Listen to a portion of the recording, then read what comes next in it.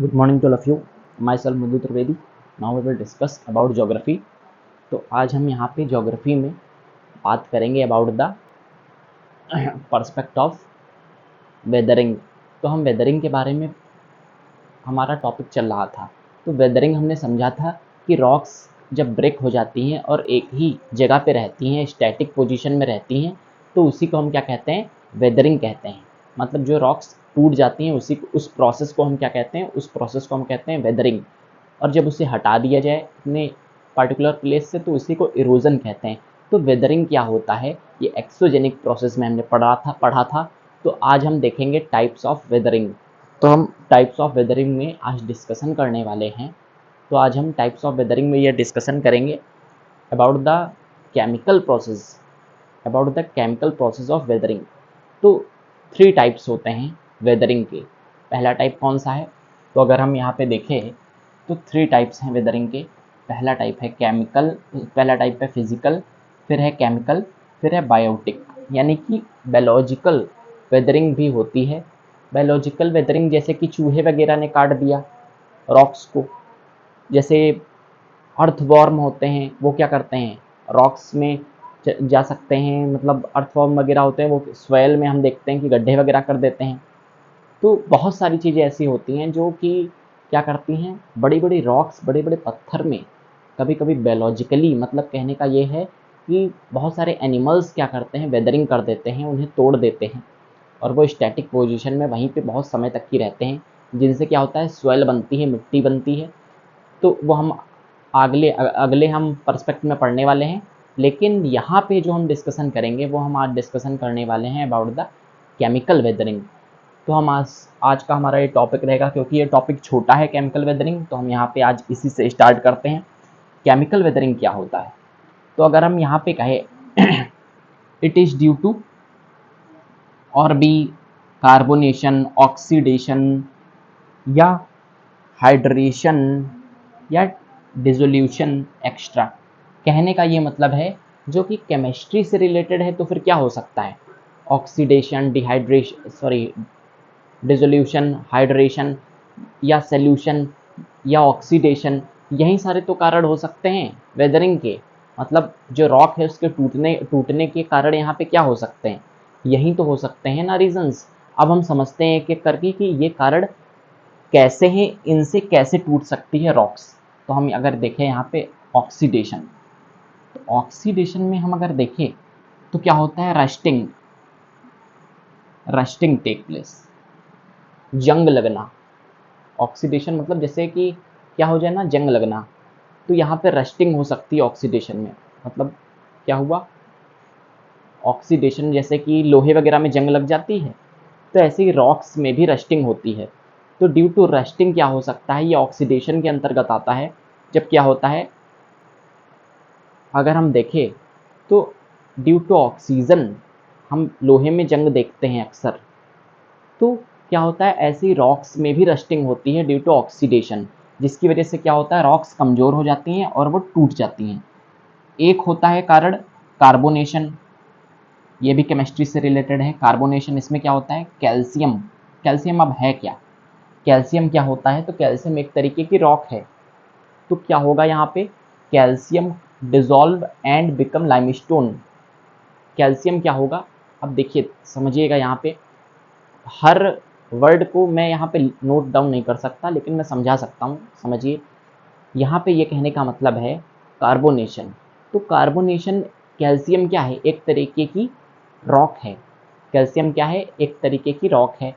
इसमें क्या होगा, ड्यू टू सनलाइट, वाटर और भी नेचुरल कारण बहुत सारे रहते हैं। जैसे कि हम अगर देखें तो हम कितना ज़्यादा इम्पैक्ट होते हैं किससे, इन्वायरमेंट से, नेचर से। जब बहुत ज़्यादा गर्मी होती है तो क्या होता है, हम घर के अंदर ही रहते हैं, कम क्लॉथ्स वियर करते हैं। और भी बहुत सारी, जब ज़्यादा जाड़ा होता है तो हम ज़्यादा कपड़े पहनते हैं। तो बहुत सारे रीज़न्स होते हैं, जब हमको नेचुरल जो थिंग्स होती हैं इतना ज़्यादा हमको इम्पैक्ट करती हैं। तो ये तो खुले में चीज़ें हैं। रॉक्स क्या हैं, रॉक्स तो बाहर रहती हैं घर के, कोई ऐसा तो है नहीं उनका घर होता है अलग से। रॉक्स हैं, मिट्टी है, सॉइल है, ये सब चीज़ें क्या हैं, बाहर रहती हैं।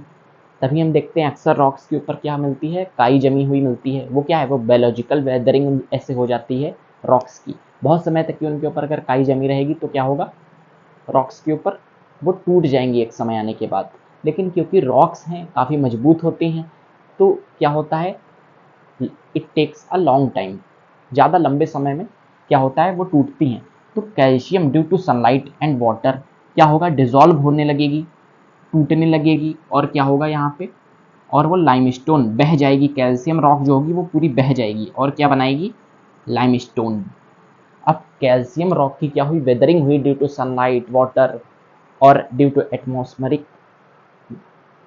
अगर हम बात करें तो एटमॉस्फेरिक जो वेदर लगातार चेंज होते रहते हैं, एटमॉस्फेयर मतलब वातावरण, वेदर आए दिन चेंज होता रहता है।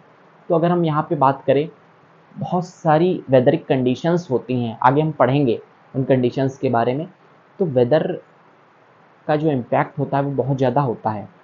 कभी एकदम से बारिश आ गई, कभी क्या हुआ, गर्मी है, कभी तेज़ हवाएं चल रही हैं। तो क्या होता है, बहुत सारे रीजंस होते हैं जिनकी वजह से क्या होता है, इन रॉक्स को क्योंकि खुले में क्या करना पड़ता है, वियर करना पड़ता है, डायरेक्टली इम्पैक्ट होता है नेचर के इनके ऊपर।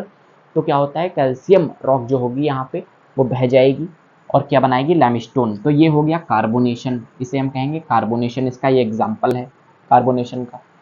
फिर क्या होगा, हाइड्रेशन। हाइड्रेशन भी एक केमिस्ट्री से रिलेटेड है।